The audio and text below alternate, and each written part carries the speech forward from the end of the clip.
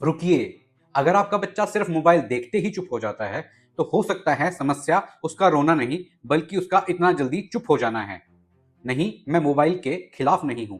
मैं उस आदत की बात कर रहा हूं जो धीरे धीरे हर घर का पेरेंटिंग का हिस्सा बनते जा रही है। अगर आप खाना खाने के लिए, खाना बनाने के लिए, किसी जरूरी कॉल के लिए, ऑफिस का काम पूरा करने के लिए अगर बच्चे के हाथ में मोबाइल दे देते हैं, तो सबसे पहले ये बात जान लीजिए कि आप अकेले नहीं हैं। लगभग हर पेरेंट कभी ना कभी ऐसा करता ही है, क्योंकि यही सच है कि मोबाइल तुरंत काम करता है, बच्चा तुरंत शांत हो जाता है। हमें लगता है कि समस्या खत्म हो गई, लेकिन यहीं पर एक सवाल पूछना जरूरी है। क्या बच्चा सच में शांत हुआ, या सिर्फ हमने उसका ध्यान भटका दिया?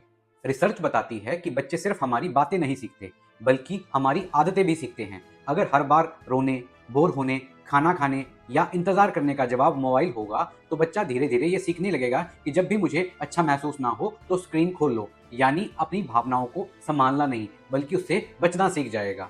अब जरा समझते हैं कि ऐसा क्यों होता है।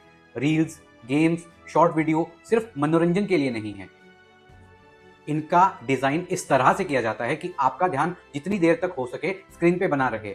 हर स्वाइप, हर नोटिफिकेशन, हर नया वीडियो दिमाग के लिए एक रिवॉर्ड सिस्टम को सक्रिय करता है, डोपामीन का एक छोटा सा रिवार्ड देता है। यही वजह है कि कई बार हम बड़े लोग भी कहते हैं बस एक रील और। अब सोचिए कि हम जैसे समझदार लोग खुद को रोकने के लिए संघर्ष करते हैं, तो एक छोटे से बच्चे से हम क्या उम्मीद कर सकते हैं? सेल्फ कंट्रोल या ब्रेन अभी उसका पूरी तरह विकसित नहीं हुआ है।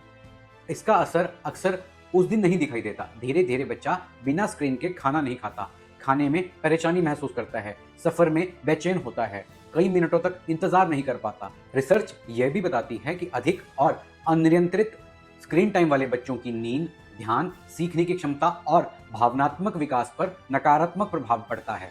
इसका यह मतलब बिल्कुल नहीं है कि मोबाइल दुश्मन है। टेक्नोलॉजी एक बहुत अच्छा टूल है, लेकिन उसके हर रोने का इलाज या बेबी सिटर बना देना शायद सही नहीं।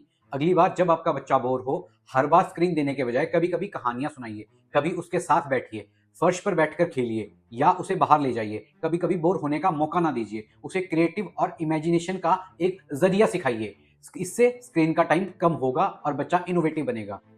याद रखिए, बच्चों को सबसे ज्यादा महंगे टॉयज या नया फोन याद नहीं रहता, उन्हें याद रहता है कि पेरेंट ने उसके साथ कितना समय बिताया। इसलिए कोशिश कीजिए बच्चे को हर बार मोबाइल नहीं, कभी कभी अपना समय दीजिए। उसके दिमाग और उसके बचपन के लिए ये बहुत बड़ा निवेश है।